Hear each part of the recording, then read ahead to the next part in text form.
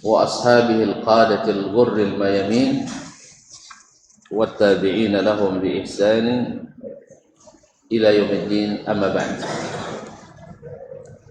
Kaum muslimin, kaum muslimat yang dirahmati Allah Subhanahu wa taala, alhamdulillah, mudah-mudahan hati kita senantiasa bersyukur atas nikmat yang diberikannya, khususnya pada maghrib ini Allah izinkan kita menjadi tamunya di rumahnya yang mulia ini.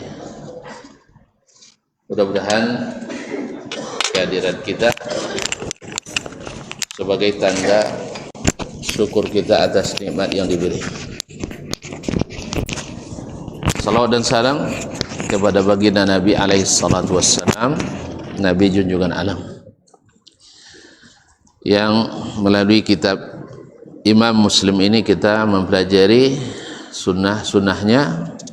Mudah-mudahan Allah mudahkan kita memahami dan dikuatkan pula untuk mengikuti. Semoga selawat dan salam kita berbuah syafaat ketika kita kembali ke akhirat dari Nabi alaihi salatu wassalam. Bapak dan Ibu kaum muslimin dan muslimat yang dirahmati Allah Subhanahu wa taala, melanjutkan pelajaran kita dengan Imam Muslim dari kitabnya Al-Jami' As-Sahih Al-Musnad yang dikenal dengan Sahih Muslim.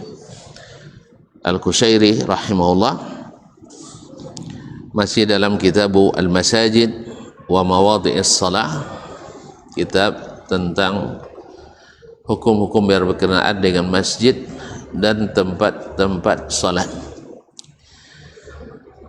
Qala rahimahullah, atau qala rahimahullah fi bab, dalam bab jawazil iqa' alal aqibaini, bab dibolehkannya duduk di atas al-aqibaini. Al-aqibain artinya adalah bagian belakang dari kaki atau tumit. Di sini Imam Muslim atau Al-Qadhi Iyad menyebutkan boleh duduk di atas tumit atau iqa', karena di sana ada iqa' yang duduk langsung di atas kedudukan kita, atau penamuan belakang lah, pinggul pemenggak gitu. Nah, tempat kedudukan itu tempat. Nah, pinggul nomor, pinggul ada di atas deh. Nah, hanya payah nyobu isolah. Bahasa awal lainnya cuma payah nyobu. Ngeratinya, ayolah itu 4 jam ya. Yang penting paham. Ayat itu tidak boleh sabut. Bedanya tapi payah nyobunya loh, sabutnya.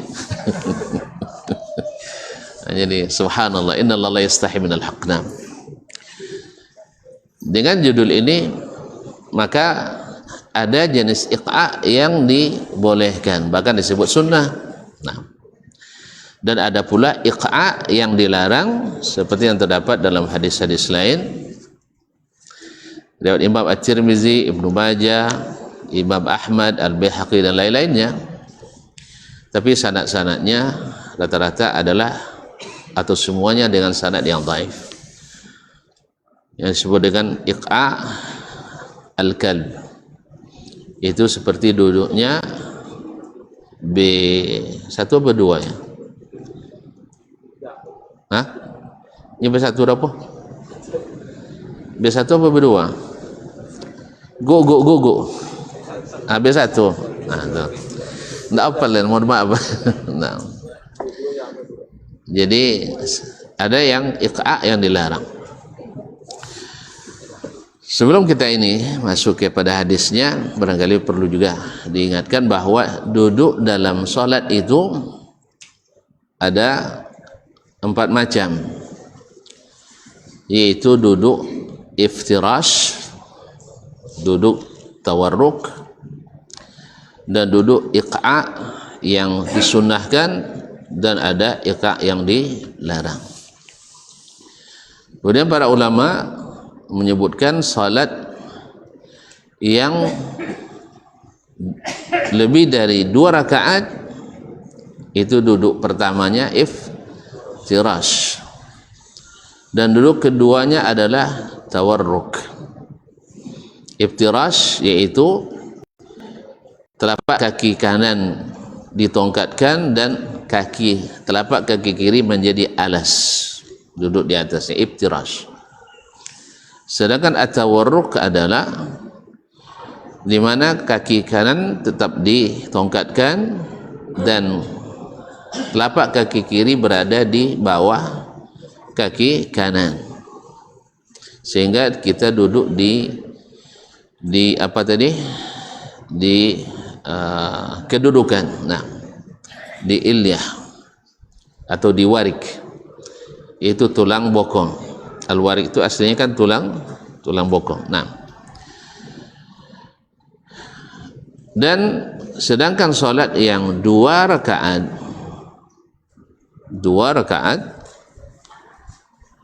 duduk terakhirnya atau duduknya kan sekali, maka duduk itu terjadi khilaf di antara ulama apakah tawarruk atau iftirash. Sebagian melihat dari sisi 2 rakaatnya. Setiap solat 2 rakaat duduknya iftirash, maka mereka melihat dari situ duduknya iftirash. Sebagian melihat dari sisi dia adalah duduk terakhir, dan duduk terakhir dalam solat adalah tawarruk, maka berduduknya adalah tawarruk, dan ini yang dirajihkan dalam mazhab Imam Asy-Syafi'i rahmatullahi alaih. Kemudian masalah ketiga, bahwa duduk-duduk yang disebutkan posisinya tadi sifatnya adalah sunnah. Artinya kalau sampai tabaliyah, misalnya di tahiyat tasyahud awal tawarruk, tasyahud akhir iftirash, sah salatnya, tapi khilafus sunnah. Atau misalnya iftirash kedua-duanya juga sah salatnya. Bahkan andainya misalnya kakinya dilonjorkan ke depan duduk misalnya, juga sah salatnya. Yang penting ada duduk sebelum sah atau tahiyat akhir, tapi khilaf as-sunnah. Tinggal lagi masalah duduk istirahah dengan duduk antara 2 sujud. Duduk istirahah dengan duduk antara 2 sujud. Bagi yang melakukan duduk istirahat yaitu di rakaat selesai dari sujud kedua dari rakaat pertama dan selesai sujud kedua di rakaat ketiga, sebelum berdiri, apakah duduk istirahat atau tidak? Bagi yang mengatakan ada jalsatul istirahat, maka duduknya adalah iftirash. Duduknya adalah iftirash. Nah, di mana posisi duduk yang sekarang akan dibahas? Itu al-iqa' yang merupakan sunnah. Maka Imam Asy-Syafi'i menegaskan itu kalaupun dilakukan berlaku hanya pada duduk antara 2 sujud. Duduk antara 2 sujud. Ya, itu yang disunahkan. Bukan di tasyahud awal, bukan pula di al-istirahah, bukan pula di tahiyatul akhir. Tetapi kembali lagi, andainya dia iqa' juga di semua posisi tadi, salatnya sah, tapi kurang pahalanya karena khilafu as-sunnah. Karena duduk itu posisinya semuanya adalah sunat, walhamdulillah. Tayyib, qala rahimahullah ta'ala hadatsana Ishaq ibn Ibrahim. telah menceritakan kepada kami Ishaq ibn Ibrahim ibn Makhlad ibn Rahuyah Al-Khurasani, yang dikenal dengan Ishaq bin Rahuyah atau Rahawaihi, yang kata Imam Ahmad, ma'abara ilaina nahra Khurasan ila Baghdad afqahu min Ishaq. Tidak ada ulama yang menyeberang dari Khurasan Iran sekarang, ke Baghdad yang lebih faqih daripada Ishaq ibn Rahuyah ini. Dia juga punya kitab Al-Musnad dan lain-lainnya. Qala akhbarana Muhammad ibn Bakar, telah menceritakan kepada kami Muhammad ibn Bakar wallahu a'lam Al-Barsani atau Al-Bursani. Tahwil itu sanad yang kedua yang diriwayatkan oleh Imam Muslim dari syekhnya. Qala wa haddatsana Hasan Al-Hulwani, itu Hasan bin Ali Al-Hulwani. Qala haddatsana Abdul Razzaq, telah menceritakan kepada kami Abdul Razzaq, itu Ibn Hammam As-San'ani, penulis kitab Al-Musannaf, As-San'ani Al-Yamani. Wa taqaraba fil lafzi, lafaz yang diriwayatkan oleh keduanya hampir sama atau berdekatan. Qala jami'an, keduanya berkata, yaitu Abdul Razzaq dengan Muhammad ibn Bakar. Akhbarana Ibnu Jurayj, telah menceritakan kepada kami Ibnu Jurayj, yaitu Abdul Malik Ibnu Abdul Aziz Ibn Jurayj Al-Makki, yaitu awal man sannafa al-Musnad fi Makkah, sahibul musannafat al-qayyimah, faqihu Makkah. Akhbarani Abu Zubair, telah menceritakan kepadaku hadis ini Abu Zubair, yaitu Muhammad ibn Muslim ibn Tadrus Al-Makki, yang banyak berikan hadis dari Jabir bin Abdullah ibn Amr ibn Haram Al-Ansari.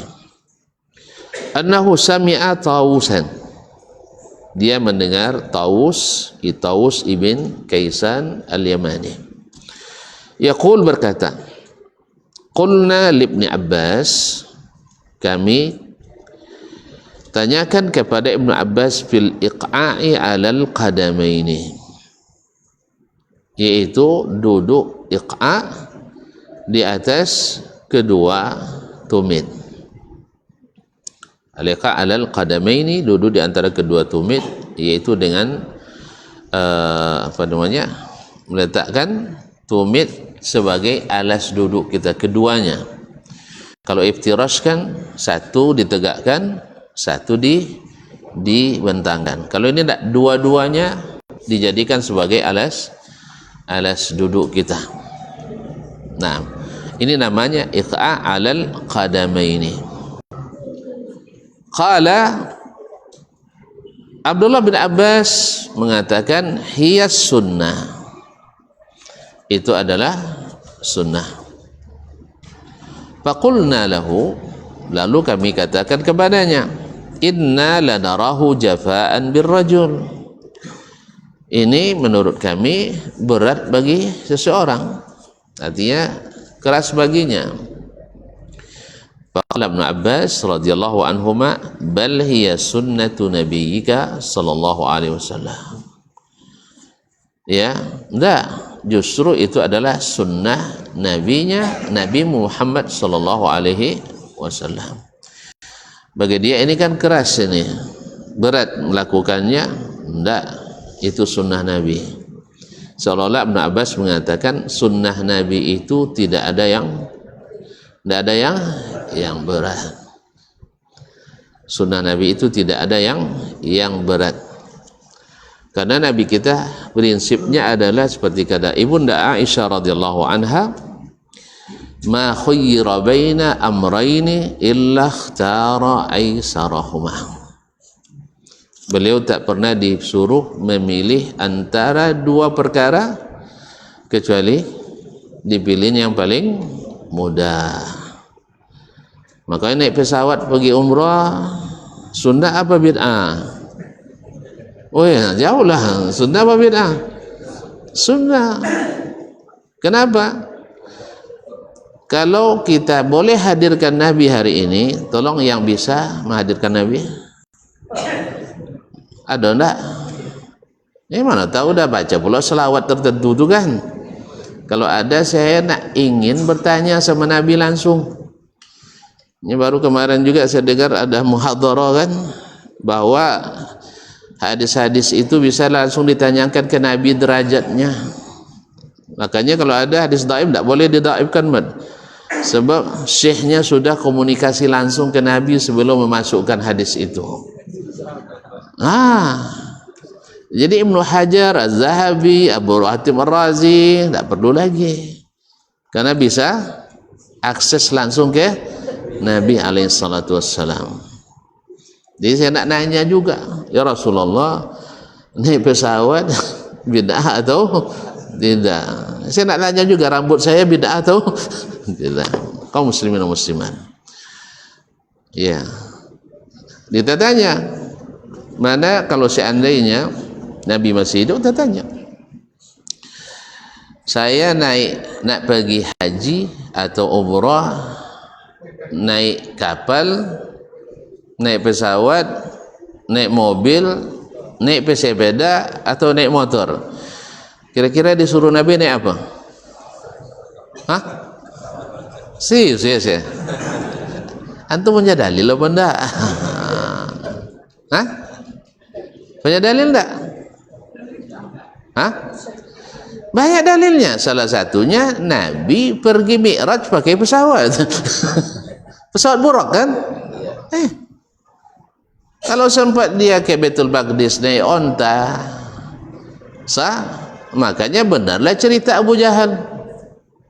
Kan Abu Jahal tak percaya kan? Sebulan orang berjalan pulang, sebulan pula pergi. Mana ada? Maka Nabi naik pesawat supaya cepat. Ada ibu-ibu bernazar nak pergi haji jalan kaki. Nazar hukumnya apa? Wajib dibayar. Jalan kaki wajib atau enggak? Ya, kalau dinazarkan jalan kaki mesti. Tapi Nabi katakan dia tetap bayar nazarnya, tapi jangan jalan kaki. Kenapa jalan kaki dilarang Nabi? Salah bagi unta lah yang mah.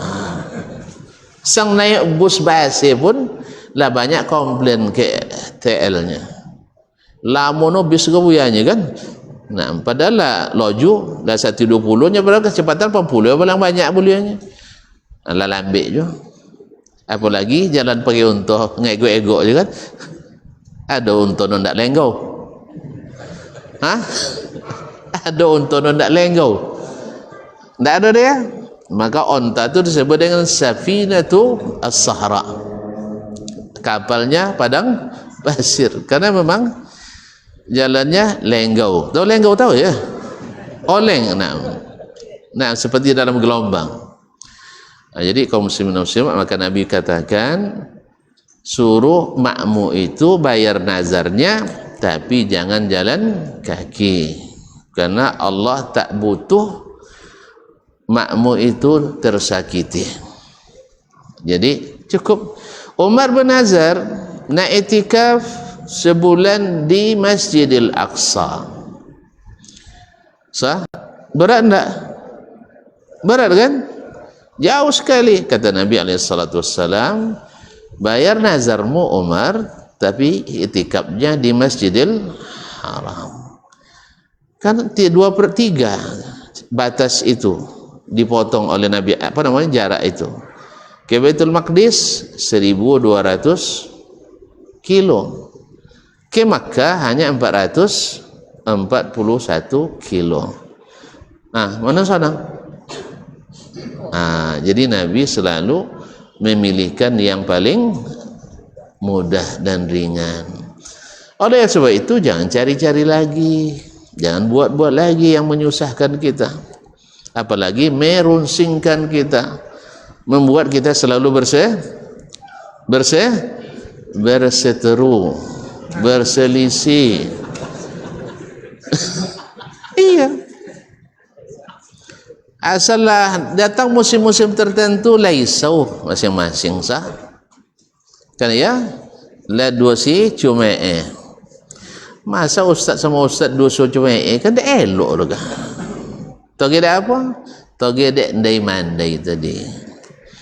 Nabi sudah pilihkan yang paling mudah. Jangan ditambah-tambah lagi. Cuman itulah. Memang sifat manusia tu suka berkreasi, berinovasi tiada henti. Sah? Itu masalahnya. Akhirnya yang tidak mau dianggap berpikiran peci, tidak berwawasan luas. Akhirnya terjadi perselisihan meluas sampai ke padang lawas, kemana-mana. Jadi itu kaum muslimin dan muslimat dirahmati Allah. Jadi kita sebenarnya sudah diselesaikan urusan kita oleh Nabi SAW. Makanya ketika murid Ibnu Abbas mengatakan, bukankah itu keras bagi seseorang? Kata dia, enggak, ini sunnah Nabi kalian. Ini adalah sunnah Nabi SAW. Oleh sebab itu, maka tidak ada yang keras, tidak ada yang berat kalau itu dari Nabi SAW. Tapi kalau kalian juga tidak sanggup melakukannya, mana tentulah kalau ada asam urat kan payah melipik-lipik itu kan ya. Nah, rupanya itu termasuk senam yang patut dirutinkan untuk pencegahan asam urat. Tidak tahu tuan-tuan? Hah? Asam urat? Apa boleh? Asam manis? Oh, rematik. Masya Allah. Mumtaz. Syukran. Terima kasih. Nah. Hah? Rematik nomor. Oh. Makasih. Tanya ke Pak Dokter. Iya Pak Dokter. Dan tak jalan asam urat lenyur kan. Oh, jadi rematik asam urat. Entahlah. Baiklah, apa nama yang penting rupanya itu bagus untuk pencegahan dan pengobatan. Wallahu alam. Ternyata subhanallah, jadi sehat kalau memang kita laksanakan seperti yang ditunjukkan dari sisi waktu, dari sisi sifat, dari sisi volume, ternyata semuanya menyehatkan.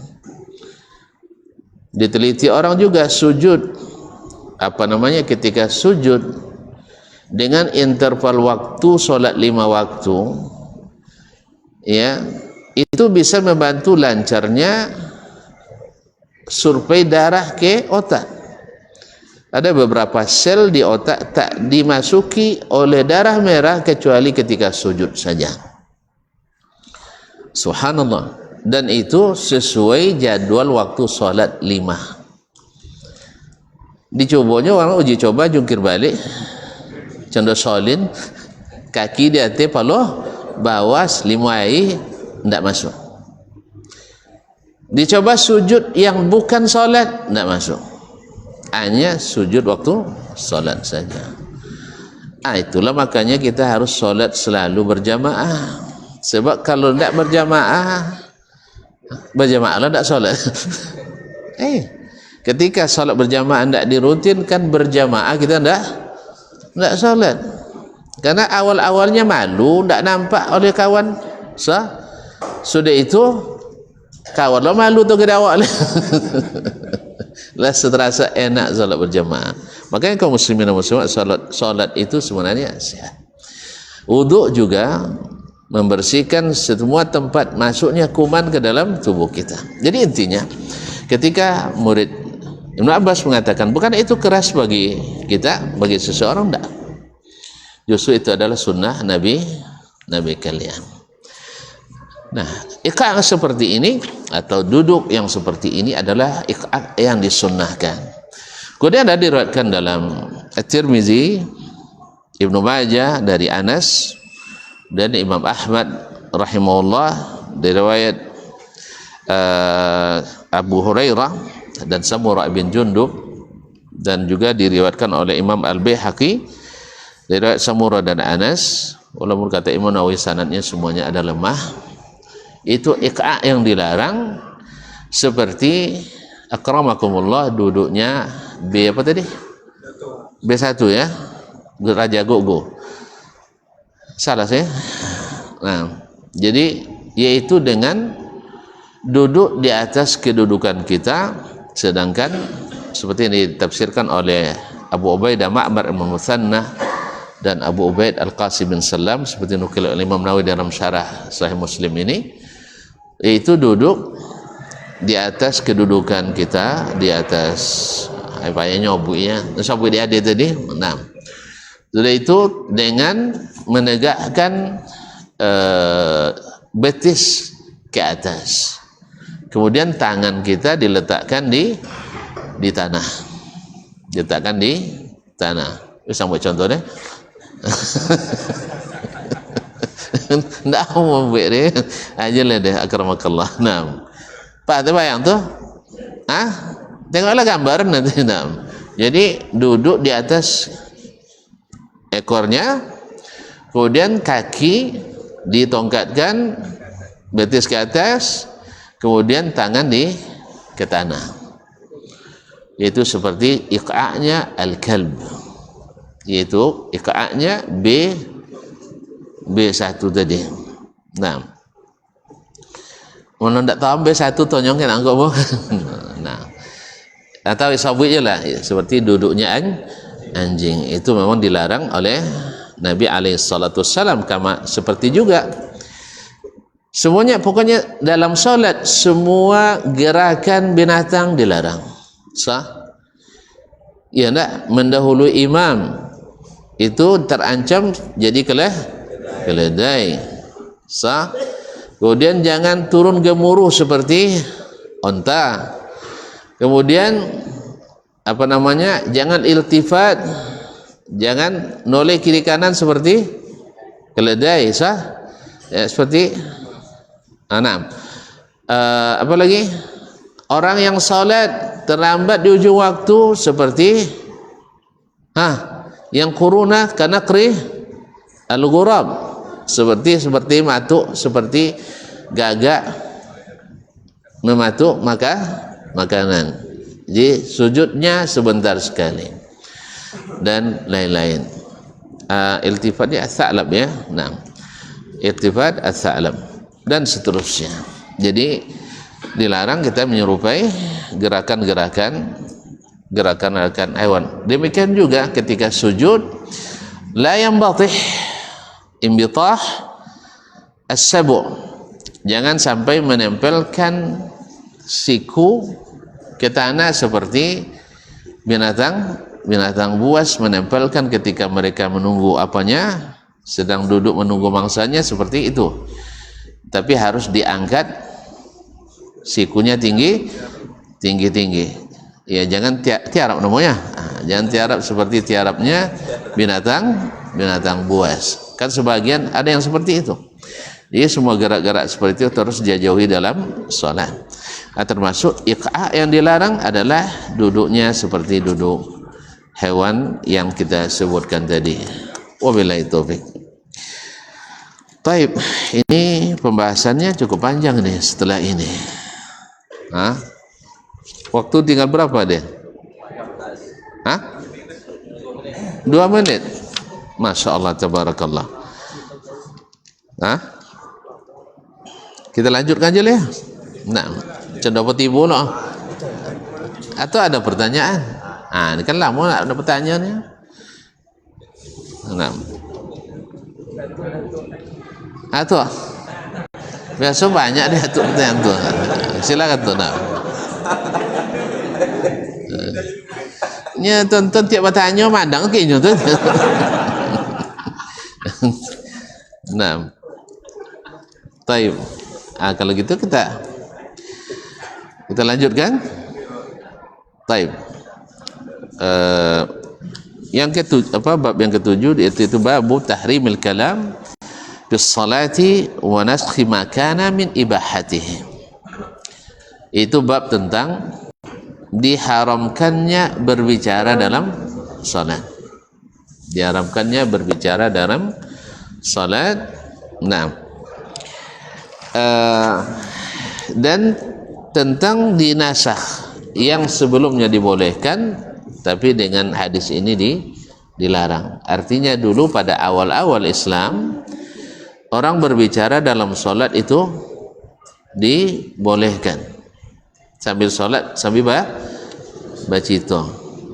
Kalau sampai buli aja kini leh, ndak kan ngawan suara imam dah. Ala itu tentang dinasakh dengan hadis Muawiyah Ibnul Hakam As-Sulami seperti yang akan diceritakan dalam hadis Nabi berikut ini.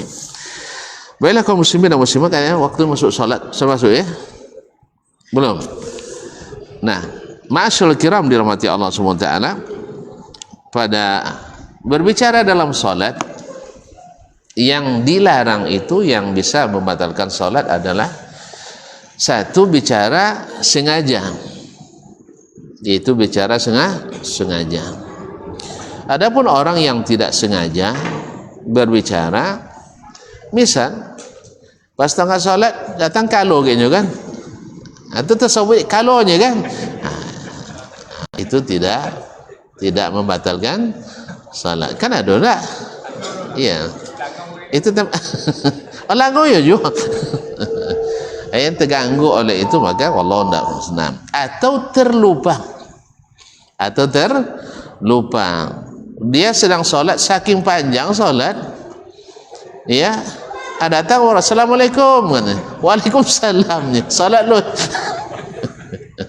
Jadi karena dia terlupa maka juga tidak terhitung, karena Allah SWT tidak mencatat sesuatu yang dibuat karena tersalah atau terlupa. Innallaha tajawaza li ummati al-khata'a wan nisyan. Allah tidak menghukum orang yang terlupa atau tersalah. Wallahu alam. Sudah masuk waktu, kita azan dulu. Nah, bismillah. Tolong pikirkan apa yang nak ditanya. Nah,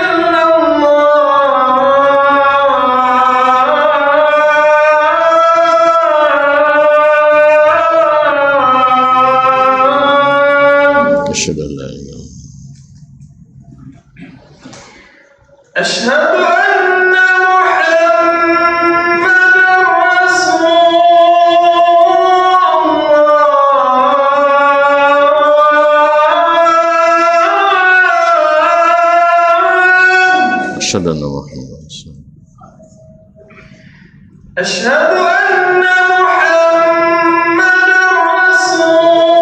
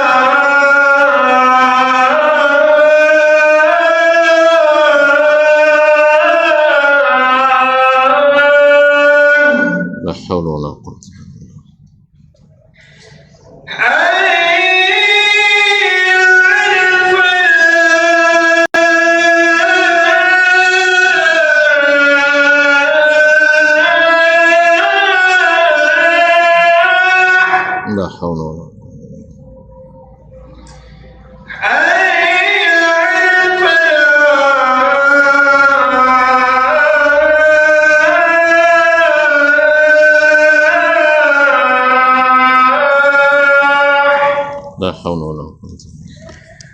Allahu Akbar.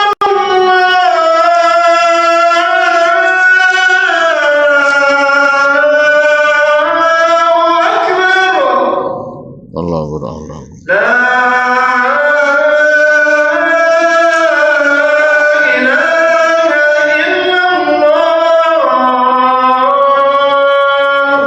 أشهد أن لا إله إلا الله صلى الله عليه وسلم. اللهم رب هذه الدعوة التامة والصلاة القائمة آت محمد وسلم انتقام رضيت بالله ربا والسلام.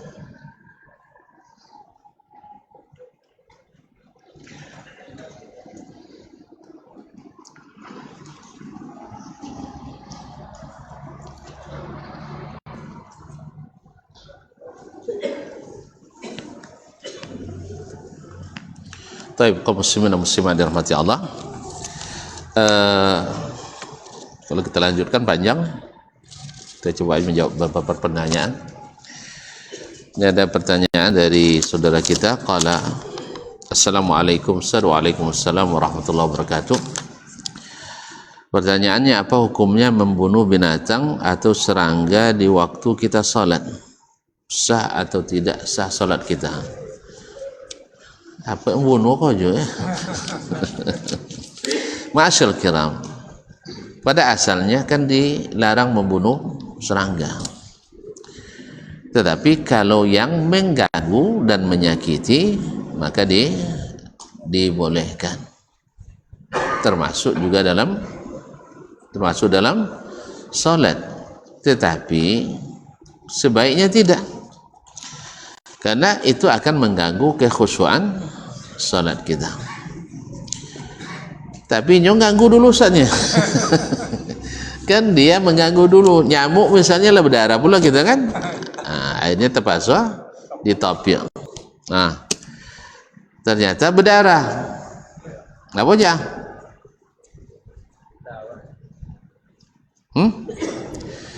Membunuh kan bergerak kita.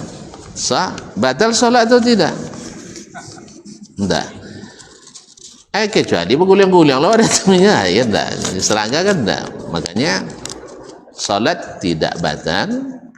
Adapun darah serangga adalah darah yang dimaafkan. Darah yang dimaafkan. Tapi membunuhnya di waktu salat adalah makruh. Nah, ya kalau bisa, ya sekedar di apa saja, dialau gitu kan. Misalnya atau di apa, karena itu akan bertentangan dengan kekhusyuan kita dalam salat. Wallahu taala a'lam. Nah, tapi kalau basonge contoh letabuan ya kan, itu cara. Atau seperti tadi, kalau iyalah doke kalau boleh dibunuh atau tidak? Nah, boleh. Karena termasuk yang disebutkan hadis, dari ada beberapa hewan yang disebut dengan fawasiq. Itu hewan-hewan fasik, yaitu diantaranya adalah al-aqrab, yaitu adalah kala jengking.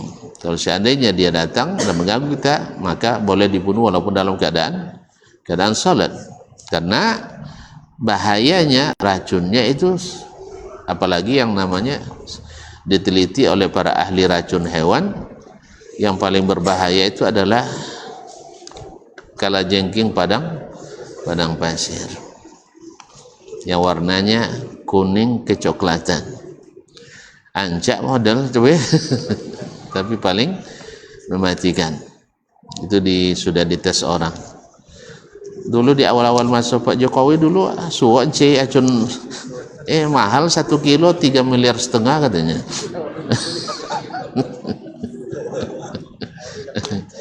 Kan pekerjaan menarik juga. 1 kilo 3 juta 3 miliar setengah itu apa tuh udah.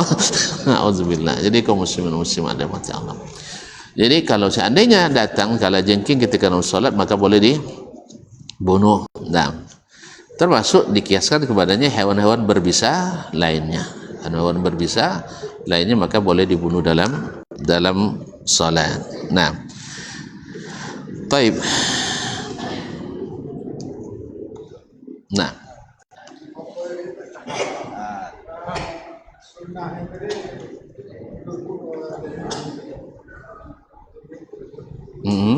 Iqa. Dua sujud. Antara dua sujud. Ya, antara dua sujud. Kalau di rakaat kedua di tasyahud awal itu iftirash. Sedangkan di rakaat ketiga atau keempat tahiyatul akhir itu tawarruk. Nah.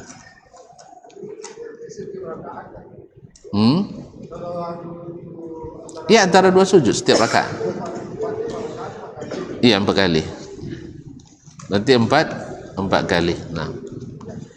Tapi kalau payam buah iftirash, ini kan sekarang yang mengatakan itu sunnah.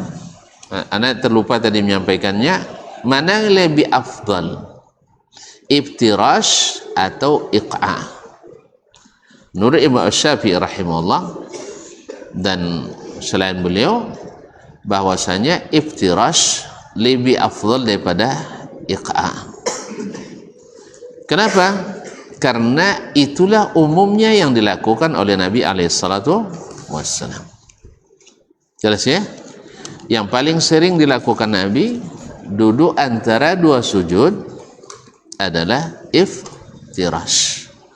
Oleh sebab itu iftirash lebih afdal, karena salah satu tanda bahwasanya sesuatu amalan itu lebih diutamakan, itu yang paling sering dilakukan oleh baginda Nabi alaihissalatu wassalam.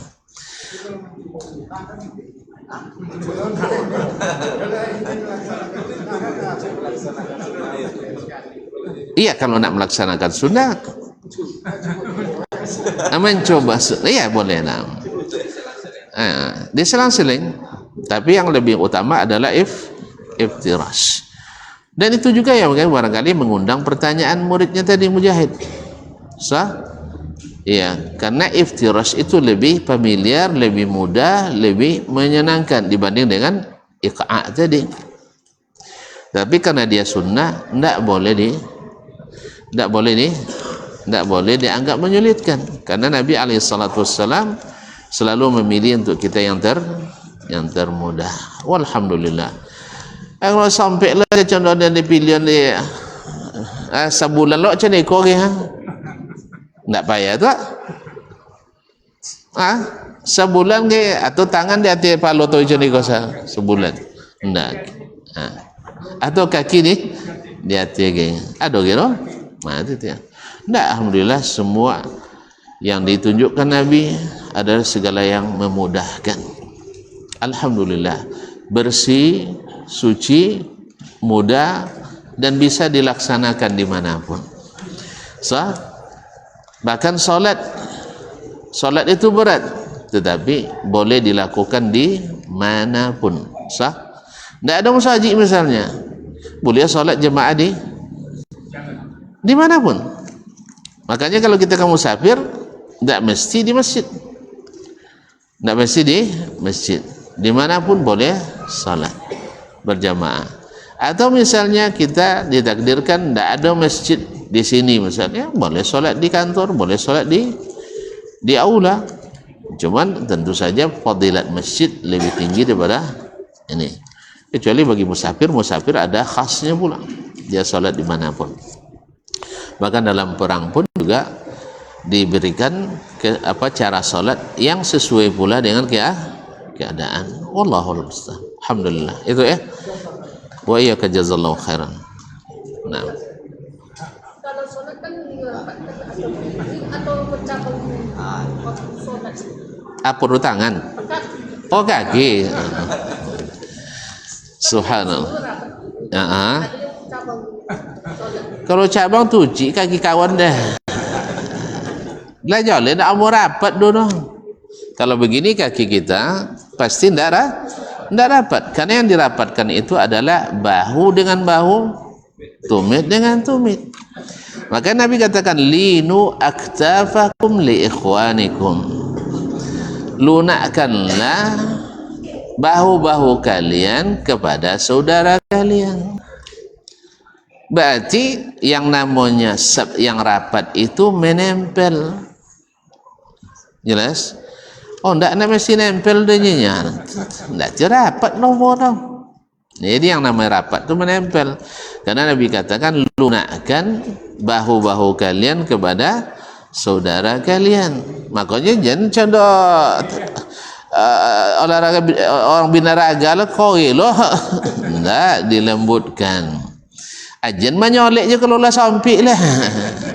Nya kadang-kadang dek subhanallah dek semangat kan nya tahu muat tak sotong uangnya masuk je situ. Itulah cak lah betul-betulnya orang kata. Orang ndak pernah tentu tambah tu tengok solat nangkonya kan. Angit lah dari kipe. Jadi kaum muslimin dan muslimat lunakkan. Apa arti lunakkan? Berarti menempel. Yang kedua, jangan sempitkan. Makanya duduk tu berdiri itu berdiri betul katanya. Berdiri betul itu apa namanya? Berdiri normal. Coba pelajari bagaimana rasanya badan tu berdiri nyaman. Itulah berdiri solat kita. Dan berdiri itu sehat. Tapi kalau tidak normal pasti tidak tahan lama dan tidak sehat. Kan adalah sampai semeter lah kan? Kalau semeter tidak, itu tidak berdiri betul. Jadi berdiri yang benar. Bahasa waktu tu dulu berdiri betul, berdiri betul. Nah, artinya benar posisi berdirinya, posisi yang paling normal dan paling nyaman. Wallahu a'lam. Ya saya. Jadi waktu tapi diluruskan supaya bisa dirapatkan tumit kita dengan tumit saudara kita. Wallahu musta'an. Tapi kalau seandainya sah salat tetap sah. Ni mereka sabut dia tak ada kiblat tak kirinya ya. Enggak. Kalau walaupun kaki tidak ada kiblat tapi kita posisi menghadap kiblat. Ni mereka kalau dia detail-detailkan mana mereka tu tiap mereka tu rukuk mereka mandang le ke depan. Kan ya? Kan ada sebagian dengan ijtihad dengan pikirannya ketika rukuk kita muka kemana menghadap? Tempat sujud. Kawan enggak betul ke depan ya? Apa itu harus menghadap kiblat? Tu ketika sujud pacorah. Kalau masjidnya ada kiblat, muka mesti ada kiblat. Tu ketika sujud dagu tu sujud lah. Asa dagu sujud. Jadi oleh sebab itu makanya jangan dicari-cari karena Nabi tidak suruh kita yang seperti ini. Asal sudah menghadap ke kiblat maka itu sudah cukup. Jelas? Nah, walaupun sekitar misalnya diukur tidak pas betul misalnya ke kiblat, tidak usah diragukan. Karena kalau ikut teori itu nanti setiap 25 tahun kiblat kita bertukar. Awak mau saji 25 tahun lalu selesai lah bertukar lagi kiblat. Tidak. Makanya Imam Ahmad melarang mempelajari ilmu astronomi itu gara-gara itu, membuat orang ragu dengan kiblatnya. Digunakan astronomi untuk meneliti bintang aja lah, untuk perang bintang aja, jangan untuk meragukan kiblat kaum muslimin. Yang berdasarkan teori itu dalam sekian puluh tahun akan berubah kiblat terus. Akhirnya kita nanti ragu terus. Ya potonglah dok kamai lah bau kubana udah dulunya kan. Sudah itulah pindahlah ke mana-mana. Jadi tidak usah ragu. Karena yang penting makanya Allah katakan syatral masjidil haram. Arahnya tidak mesti pas. Karena dipaskan tidak ada mantang tali dari siku sampai ke Masjidil Haram. Tak penting asal sudah menghadap ke arah kiblat nahwal Masjidil Haram itu sudah cukup. Kecuali melenceng tidak ada kalau dia kan anda. Wallahu a'lam. Baik, terima kasih dan mohon maaf. Kita tutup. Insyaallah mudah-mudahan kita berjumpa lagi di waktu dan lain saat. Wa subhanakallah bihamdik asyhadu an la ilaha illa anta astaghfiruka wa atubu ilaik. Wassalamualaikum warahmatullahi wabarakatuh.